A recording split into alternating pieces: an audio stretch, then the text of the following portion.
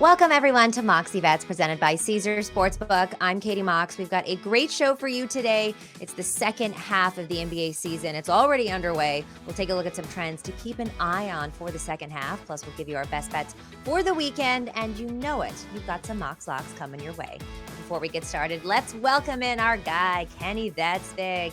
Kenny, how are we feeling today? Happy Friday. Yeah, happy Friday. I'm feeling good. NBA's back. No NFL, unfortunately, but we got the NBA going forward, so let's get into it.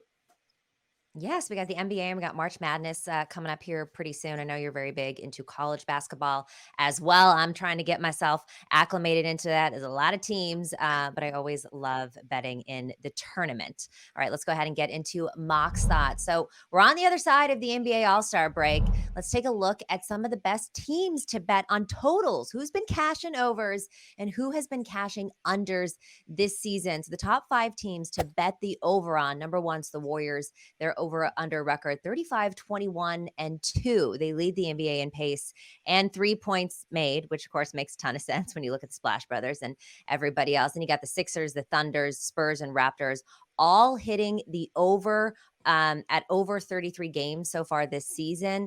And then you look at some of these unders. You got the Bulls, you got the Clippers. Clippers are kind of interesting because the under at home for them is 22-6, hitting at nearly 80% at what do they call it now? Crypto.com arena. Then you got the Grizzlies, Heat, and the Cavs all hitting unders as well. It's interesting because the Kings, I think, are one of the most surprising teams this season in general, and they actually have the highest scoring this season. They average nearly 120 points per game. And then in general, there are 7 players, Kenny, that are scoring an average of 30 points or more at the All-Star break. That only 2 players were doing that last year. So in general, it seems like there is a scoring boom right now in the NBA. Overs are, it's interesting too, because we were talking about football. The unders were happening a lot this season in football, but now it seems to be in the NBA. The overs are hitting at 51% this rate. What do you think of that? Like, more scoring, less defense. I don't know. What are your thoughts on how high scoring this NBA season has been so far, and some of these teams that have been cashing overs and unders? Yeah, I'm actually someone who I played basketball my whole life, so I love the game Oh, of basketball. The NBA over the last few years has become a little watered down, but mm, I will say this: when you watch like an NBA game, I always ask myself, is it that these guys aren't playing any defense, or is it that they're just so good now that it's just like almost really hard to stay in front of them, right? Like it's kind of like if you yeah, look at in the NFL, a cornerback staying in front of a wide receiver, it's just really hard to do. Like, how are you going to slow down LeBron James coming to the rim or Giannis yeah, Antetokounmpo? It's just not much you can yeah. do, right? I enjoy it, right? I think the game of basketball is a great game. You mentioned how this year we have 7 guys averaging over 30 points per game. Um, Yes, just yes, wild. yeah, it is pretty crazy. And I wonder if that has anything to do with, do you remember like a couple years ago, the NBA, they stopped calling like as many fouls. You remember like James Harden took like Yeah, a big step back when they started yeah, doing that. So I wonder if, yeah, maybe that has something to correlate to. Maybe this year they're back to blowing the whistle a little more, guys maybe getting to the free throw line. But, I yeah, think it's a fun product to watch. From a TV, like a spectator, yeah. standpoint, it's fun watching these guys drain threes, do crazy dunks and all that stuff. So yeah, I like it. I honestly think it's good. The All-Star game, not so much, but the game itself is good. The All-Star game, well, yeah. Well, the skills competitions, the 3-point and Mac, why am I blanking on his last name right now? The short little Mac white guy McClung. from the yes, Mac McClung cashed a lot on him, but he was really exciting, and I'm kinda thinking now that for the All just invite G leaguers or people who are dunkers, to come because we get people don't wanna get injured on that kinda stuff, but it was so much more fun, to watch. But yes, the actual game, the product was some of the worst basketball that I think we've seen, and I agree with you in the sense that maybe it's been watered down. I also think that the game has just changed in the sense where it used to be in the off season, people didn't really play. And now they are, you've got 3-point shooters like Steph Curry. Everybody is just trying to get better, trying to get more exciting to watch. So you see those cool dunks, you see people draining them from half court and all of these things. And the pressure to make those exciting shots, I feel like has gone up so much and they're working so much harder in the offseason than maybe they were 10, 15 years ago, that yeah, it's hard for the defense to keep up. But yeah, definitely something to look into as we move into the second half of the season. Who's cashing those overs, who's cashing those unders, and then just in general, that scoring is up. No, yeah, I was gonna say too, like the game itself, like you said, has changed. Like now, when these teams go on fast breaks, like you'll have guys, they'll instead of running down the lane to try and score a dunk or an easy layup, they'll fan out and go to the corners, right? Five, Yeah. 7 years ago, before Steph Curry and the Splash Brothers, if you took a wide open three instead of a layup on a fast break, you were getting taken out of the game. But now it's like what's expected of you. Yeah. So, yeah, I think just the way that the game is trending for sure, you know, correlates to more points scored. Yeah, I would agree with you 100%. All right, now let's take a quick break and then we'll head into Capper's Corner. We're going to break down some of these NBA games. Spoiler alert, you're not going to win every bet that you place. But with Caesar Sportsbook, win or lose, every bet gives you reward credits and tier credits, which you can exchange for the best perks in the game: hotel stays, VIP experiences, sports and concert tickets, and more. Download the Caesar Sportsbook app and start earning with Caesar's Rewards. Time now for a Capper's Corner. Let's welcome back in Kenny Bets Big to give us some picks. All right, so we're gonna just go. There's a slate of games here tonight, so we're gonna give our best bets for certain categories. Starting with money line, who do you like to take a game outright this weekend, or tonight rather? So we're going to head down to Atlanta. We're going to go with the Atlanta Hawks. Short favorites. You can find them -110 money line on Caesar Sportsbook. Interesting spot. And I'm kind of going towards my NFL betting trends here, but Hawks just Okay. fired their head coach, Nate McMillan. Usually Yes. in the public eye, that's like an easy, oh, let's fade the Hawks. They just fired their coach, Yep. teams in shambles. But you and I have talked about it before. Like in the NFL, when these teams usually fire their head coach, they tend to kind of band together and Yes. put a good performance going forward. So I think there was obviously some talks about Trey Young and Nate McMillan kind of butting heads. So Yeah. we all know the NBA more than any league is a players Hmm. league. So you Yeah. want your superstars happy, and a happy Trey Young is very good for the Hawks. And you look at to when Nate McMillan took over. He took over a few years ago, mid-season for the Hawks. After he took over, he went 27-11 to end the season. So, Yeah. maybe the Hawks hoping for a little bit more of that, late season magic. They're kind of on the edge of the play-in game. So, yeah, I like the Hawks at home tonight, facing the Cavs on a back-to-back. So, got a fresh Atlanta team at home, short price on the money line. I like it. I like that too, and I do think that's a good theory. And I was thinking about the firing of Nate McMillan and how he wasn't getting along with Trey Young, and if maybe that had something to do with it. But I do agree, specifically in this case. I mean, I do think that players band together and they play well after the firing of a coach because they don't want that kind of narrative that they can't go on without their coach. But in this particular situation, considering that Trey Young seemed to have an issue with him, I feel like there could be a really big spark there. So I do like that. I'm taking the Wizards plus 105 versus the Knicks tonight. So this line is already pretty tight. It's under a bucket. And New York was on a tear before the All-Star break, winning 5 of their final 6 games. The biggest question mark here is Bradley Beal. He is listed as questionable right now with some knee soreness. That's why this line flipped. It was the Wizards -2. Then with the news of Bradley Beal, this has flipped to 1.5, favoring the Knicks here. But the good news for Bradley Beal is that they did a bunch of tests and there's no structural damage to his knee. So it's possible that he plays tonight. I think likely, probably not. But even if he does sit out, Washington beat the Knicks at MSG with Beal only getting about 18 points, which is pretty low for him. Kuzma actually led the team with 27 points in that game. So for me, a plus 105, even without Beal, and look, you can't trust the Knicks in the second half of the game here. How many games do they fall apart in the fourth quarter? So a plus 105, the fact that this line is so tight and they were favored and Beal didn't have that great of a game against the Knicks just a couple weeks ago, I'm going to go ahead and take that on the money line. Yeah, I like that one because the Knicks, typical Knick fashion, they tend to play down to their competition or play up to their competition. Yeah. So, yeah, lowly Wizards team probably going to give the Knicks some trouble tonight, unfortunately. Well, yeah. So now we're going to go into spread bet, and I'll go first on this one because it's almost like I'm doing a little hedge here because I'm taking the Knicks in the first half. They're just minus a half a point in the first half. And look, I say it every single week on here. If you're not betting the Knicks in the first half, then you just don't like money. They are the best first half team in all of the NBA. They are 41-18-1 to date, and they actually do better away from home, 19-10. In their last five, it's been a little bit tighter, 5-4-1. So I expect the Knicks to come out good in the first half. I could see them falling apart, maybe a little bit of a hedge here, but I can see Wizards winning on the money line and the Knicks winning in the first half. So that's my against the spread bet. What do you think? Yeah, I mean, you can't argue those. What'd you say they were 41-18 in the first half? That's 41-18 yeah, and 19-10 away. They do. I mean, they just are so good. And this is 2 years. I've been doing this for 2 years, hammering the Knicks in the first half, and it's been very, very profitable. So yeah, I'm like, it's like, you know what? Don't get in front of the train. It's going that way either ways. But I really do think that the Wizards are going to win this game outright, and the Knicks are going to win in the first half. So hopefully we catch both of those. might have to look into a little double result action, see what the odds are on that. It's funny because when Mhm. when I saw the rundown and I saw you were going Knicks first half and then Wizards full game, I was like, what the hell does Katie know that I don't know? But yeah, 41 Well, and now you know. 18, that explains it. So Yes. I'm gonna go with the Clippers -6.5. I'm not usually a big favorites better.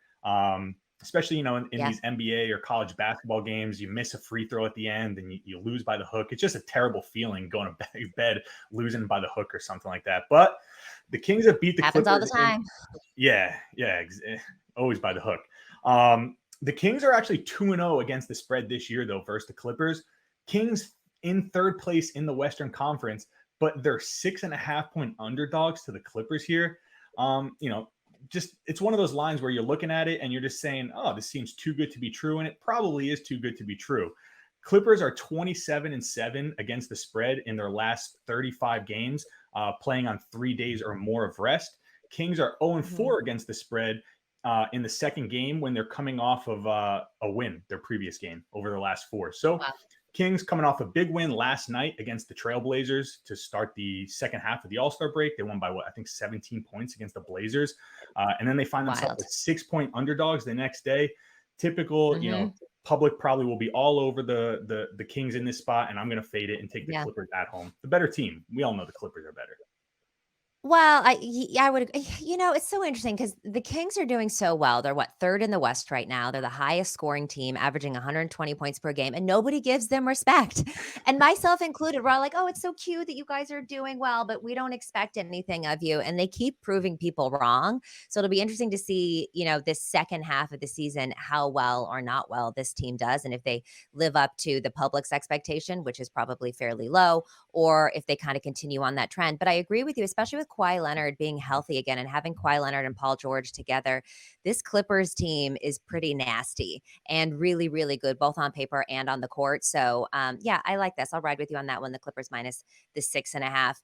Now let's go ahead and look at a total. What is an over and under that you like? And even, thinking about what we talked about at the top of the show.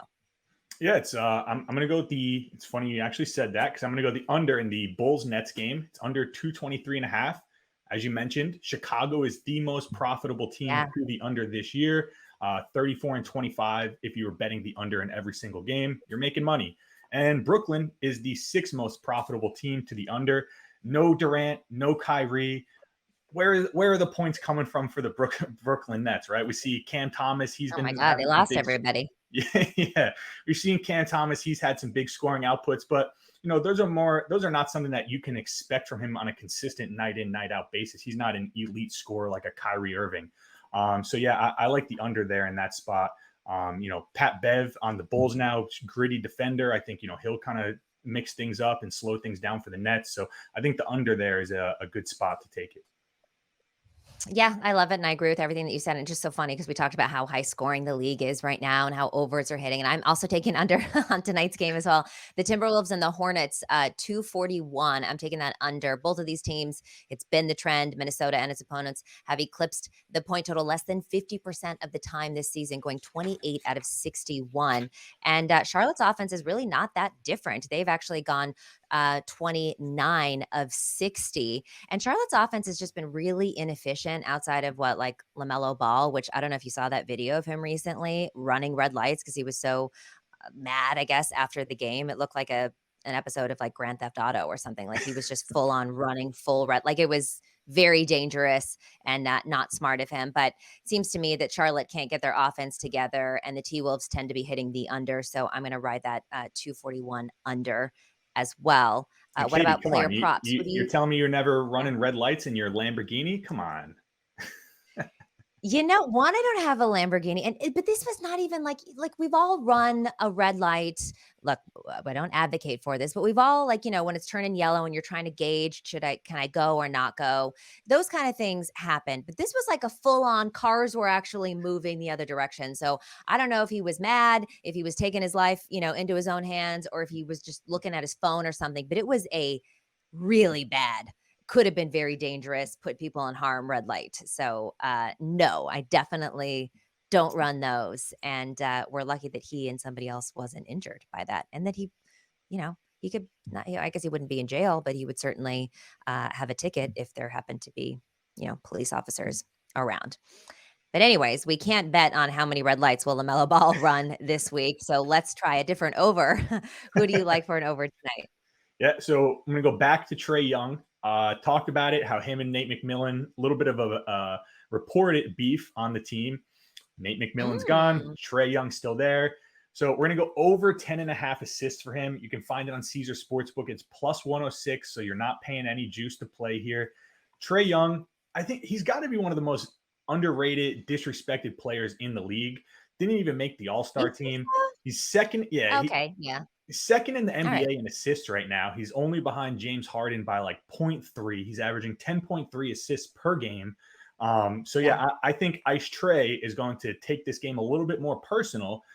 Come in, like you said, you don't want when you're a player, you don't want that perception to be that they fired the wrong guy. So I think we're going to see Right. Trey Young Ooh. come into this game really focused, looking to get a win, kind of start the second half of the season on the right foot, and we'll see him dishing and diming. Yeah. No, I love it. At first, when you said he was disrespect, I'm like, what are you talking about? But then you're right. The fact that he didn't make the All-Star game is a little suspicious. I wonder if it's because they've been so inconsistent, the Hawks this year. And if they were doing really well and he was killing it, that he would probably be not, maybe that's why he was overlooked, but still doesn't matter. All the stats that you just said make him far worthy of being an all-star. I'm going to go Drew Holiday. Speaking of all-stars, Drew Holiday made the all-star list this year. I'm taking him over 20 and a half points at minus 127. So he actually averages under this mark. However, with Giannis struggling with that wrist injury, I think he's going to have more on his plate tonight in terms of scoring. And by the way, the last time they were at home and playing Milwaukee, he put up 40 points, the highest he's ever scored against Boston. Again, their last time at home. So the fact that he averages under this mark at about 19, but the over is juiced to minus 127, it seems to me that the books also think that Drew Holiday is going to go over on his scoring tonight. So again, no Giannis, not being 100% with the wrist injury. Give me Drew Holiday over 20 and a half points. Does it? Are you worried a little bit at all about Marcus Smart on the other side or not? No, not really. I mean, I think that more is going to be on Drew Holiday's plate, and if he's averaging already about 19, he dropped 40 against the Celtics, who is a very good defensive team, and he was able to put up that many points. I feel like he's gonna step up tonight, and just to get him to get 21, I mean, I don't think he's gonna drop 40 again, but I think over 21 or at least at 21. I like it. And Drew What Holiday about is it? one of those players where when he gets going, he really gets going. So I think I'm actually going to He take has that to one get with you. going. It has Yeah, to, right? what he and he has to get going because no Giannis, or Giannis is, not 100% with that wrist. Okay. Who are you fading tonight? Yeah, so I was a little Under. shocked that when I don't even know why this line is so high, but we're going to go Spencer Dinwiddie under 20 and a half points. It's minus 125 Mm, on Caesar Sportsbook. So even the books are expecting this one to go under. But the guy's averaging 17 points per game this year. He's averaging 13 points per game for his career. I know the Nets, they traded away Durant, they traded away Kyrie. So the offense has to come from somewhere. And he's gone over this number 2 out of the 4 games since he's gotten traded to the Nets. But I mean, the numbers don't lie. He's not averaging 20 yeah. points per game. He's a 17 point per game scorer. I just think 20 and a half points is too many Yeah. in a game that I already expect to be a lower scoring game.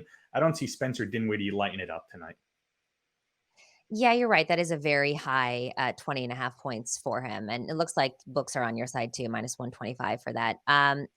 I had a hard time finding an under in this game. We look at this stuff in the morning. There aren't a ton of props available for the NBA. So I don't know if I'm going to fire on this one. It's more of a lean. It's kind of a risky one. I'm looking at Bam Adebayo under 10.5 rebounds. It's at minus 113. So look, he averages 10 rebounds a game. And against the Bucks, that actually increases to 12 rebounds a game.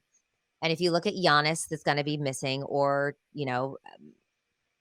compromised. I'm pretty sure he's not playing tonight, though. He's their best rebounder. So you think that Bam's gonna have a big game here, but he's just hit or miss. He's had two monster games. I believe he had like 13 and 17 rebounds in two of his games of the last five, but all of the rest of them have been hitting under 10. So I feel like for him at the 10.5, I can see him getting just at 10. Again, not sure if I'm going to play this one, but I just feel like he's been very hit or miss. And a lot of people are going to be hammering his over on this one, given all of the circumstances. And I could just see him getting just under this mark, but it's a risky one. Yeah, but I like it. And especially even if Giannis does play banged up, I think he'll probably rely on his teammates to do more of the scoring and probably just try and contribute other ways, whether it's defense or rebounding. So, if Giannis is going out there focused on just getting rebounds, it's going to be a long night for Bam. That's for sure. Right. Yeah. So we'll have to see, how that one shakes out. Is there anything else that you're looking at over the weekend, whether it be college or NBA, any other bets you want to tell us about? Yeah, there's no line out for it yet. It's a Saturday college game. But Okay. Villanova, they're home playing Creighton. They lost to Creighton a couple of weeks ago by 5 when they played at Creighton.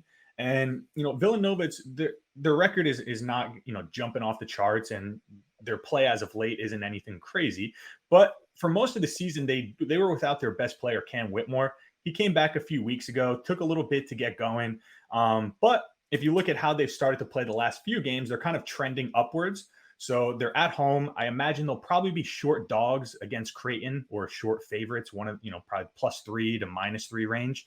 But either way, whatever the line is, I like Villanova to go out and get that win. Okay, Villanova. I'm gonna have to write that one with you. Now let's look at some Caesars quick picks for tonight. Here's just a sample of them. You got the Brooklyn Bridges +1,000, primetime guards +590, and there's also one for the Hornets at Timberwolves. No creative name yet, but you could choose it if you'd like. What are you thinking? I mean, I should go with the one that doesn't have a name, just call it the KBV special, but I'm not going to do that. Yes. We're going to go with I'm going to go with the Brooklyn Bridges. I think it was like the Nets +2, Mikal Bridges over. Do you have it in front of you, the points? All right, Brooklyn Bridges is the Nets +2, McCall Bridges over 19.5 points and over 4.5 total rebounds, and then McCall Bridges over 1.5 total steals. Ooh. Yeah, I guess that's why it's Brooklyn Bridges, right? Yeah, give me that one. Mikal Bridges, give me a big game, baby. I love it. Okay. So I'm going to go with the primetime guards at +590. Obviously, we know that I'm pretty high on Drew Holiday tonight. So over 20.5 points. I'm already taking that. Assists over 7.5 last two games. He's had 9 and 7. So that seems like a doable number to me. And then you got Tyler Hero on the other side. His total points over 20.5. He's had 23 and 31 in his last two games. He's been balling. And then also Tyler Hero, 3-point field goals over 2.5. In those two games where he's been scoring a lot, he had two 3-pointers in that 23-point game. And when he scored 31, he dropped a whopping 5 3-pointers. So look, I like this one +590. Give me the primetime guards that's available at Caesar Sportsbook. Now let's move into Mox Locks. For all the bets that we gave today, the ones that I like the best, well, it's the Knicks in the first half. If you haven't been tailing these, I don't know what you're doing. And also really high on Drew Holiday tonight over the 20.5 points. What do you think, Kenny? What are your two locks? Yeah, so we're going to go Julius Randle over 10.5 rebounds. It's +104 on Caesar Sportsbook. In two games against the Wizards this year, he's had 16 and 14 boards. I'm actually going to look to even sprinkle like the alternate rebounds, like 13 plus or 14 plus. I think it's like +350, +370 range. So, who's slowing down Julius Randle on the Wizards? I don't know anyone. Can you tell me? So that's what I thought. So yeah, give me Julius Randle over 10.5 rebounds. Okay, I love it. All right, Kenny, this has been Moxie Bets presented by Caesar Sportsbook. Don't forget to follow us on social at Moxie Bets, and we'll see you next week. Good luck on your bets.